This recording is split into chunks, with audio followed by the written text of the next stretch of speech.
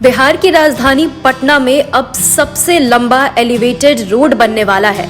इस रोड को बनाने के लिए तैयारियां भी शुरू कर ली गई है। बता दें कि बिहार सरकार के पथ निर्माण मंत्री नितिन नवीन ने मंगलवार को सड़क परिवहन एवं राजमार्ग मंत्री नितिन गडकरी से दिल्ली में मुलाकात की और बिहार की परियोजनाओं पर चर्चा की। इसी क्रम में कच्ची दरगाह से अनीसाबाद के बीच 15 किलोमीटर लंबे एलिवेटेड कॉरिडोर के निर्माण पर भी विमर्श हुआ। पथ निर्माण मंत्री ने इस प्रोजेक्ट की जरूरत पर अपनी बात रखी। तय हुआ कि मंत्रालय के अधिकारी इस प्रोजेक्ट की आवश्यकता और अन्य पहलुओं पर अध्ययन करेंगे। गांधी सेतु से नवनिर्मित लेन के लोकार्पण पर भी विमर्श हुआ। जिन योजनाओं के लिए जमीन का अधिग्रहण हो गया है, उनकी निविदा पर भी बातचीत हुई। पथ निर्माण मंत्री ने बताया कि NH 30 के पहाड़ी जंक्शन से महात्मा गांधी पुल के 4 लेन में बन जाने से और नए 4 लेन पुल के निर्माण के बाद ट्रैफिक का लोड बढ़ेगा। इसलिए जरूरी है कि पहाड़ी जंक्शन को विकसित किया जाए। NH 30, NH 19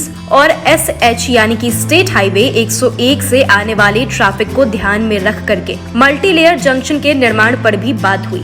पथ निर्माण मंत्री ने बताया कि उन्होंने केंद्रीय मंत्री के समक्ष ये प्रस्ताव रखा कि पूर्वांचल एक्सप्रेसवे का विस्तार भागलपुर तक किया जाए। भारतमाला फेज 2 के अंतर्गत सुल्तानगंज को देवघर से जोड़ने की बात हुई। मुजफ्फरपुर, दरभंगा, गया और भागलपुर को ट्रैफिक जाम से मुक्ति दिलाए जाने को लेकर के रिंग रोड निर्माण के प्रस्ताव पर भी विमर्श हुआ।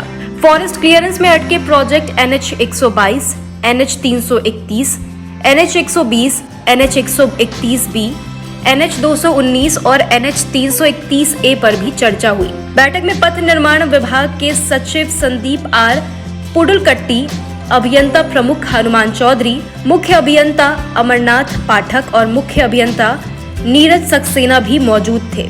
इन लोगों के साथ हुई बैठक में इस बात पर विचार विमर्श किया गया कि अब ट्रैफिक का लोड राजधानी पटना में काफी बढ़ जाएगा, इसलिए एक एलिवेटेड रोड बनाया जाए। मुजफ्फरपुर, दरभंगा, गया और भागलपुर में भी रिंग रोड बनाने की तैयारियां शुरू हो गई है और साथ ही साथ राजधानी पटना में बिहार का सबसे लंबा एलिवेटेड रोड जल्द बन जाएगा।